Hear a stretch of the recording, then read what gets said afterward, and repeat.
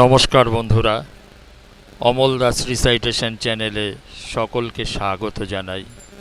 আমরা সকালবেলায় পৌঁছালাম নদিয়া জেলার বীরনগরে ওলাই চণ্ডী মাতার মেলায়। বীরনগর বর্তমানে পৌরসভা হলেও অতীতে এই জায়গার নাম ছিল উলা। উলা একটি গ্রাম ছিল। এই পরবর্তীকালে বীরনগরে পরিণত হয়।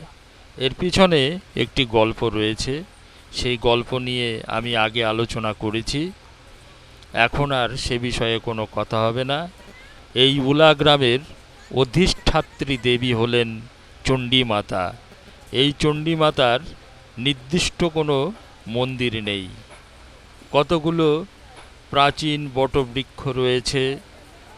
এই বটবৃক্ষের নিচে পূজিতা হন চণ্ডী মাতা। ভক্তেরা মনের বাসনা পূর্ণ হলে পাঠা বলি দেওয়ার মানত করে, আবার কেউ কেউ পায়রা ওড়ান। এই বটগাছে মাটির ঘোড়া বেঁধে মানত করা হয়।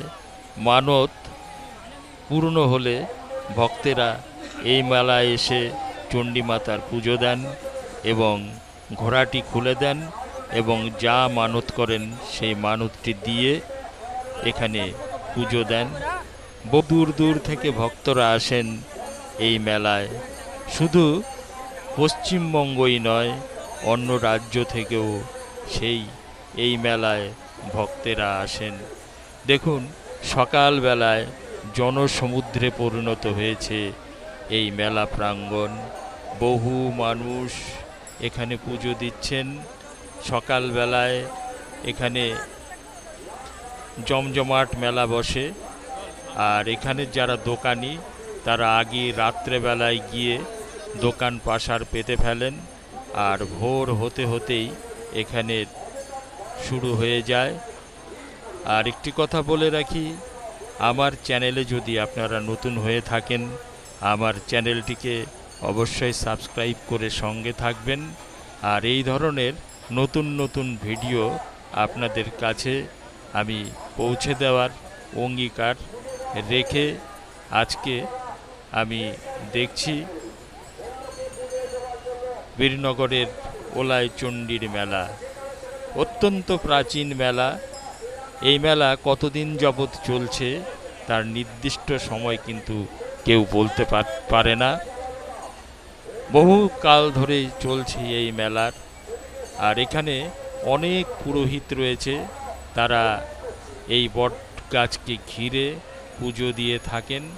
আর এখানে একটি দেখতে পাচ্ছেন শ্রী শ্রী চণ্ডী মাতার একটি ঘণ্টা বেঁধে একটি মঞ্চ তৈরি করা হয়েছে। সেখানে কিন্তু পুজো হয় না, পুজো হয় কিন্তু এই বট গাছের নিচে। বহু মানুষ এসছেন সকালবেলা। সূর্যের আলো তখনও ভালো করে ফোটে না, তখন থেকেই শুরু হয়ে যায় এখানকার পুজো দেওয়ার পালা। আর এখানে যারা পাঠা বলি মানত করেন, তাদের জন্য এখানে লোক বসে থাকেন। পাঠা নিয়ে গেলে তারা বলি দিয়ে দেন।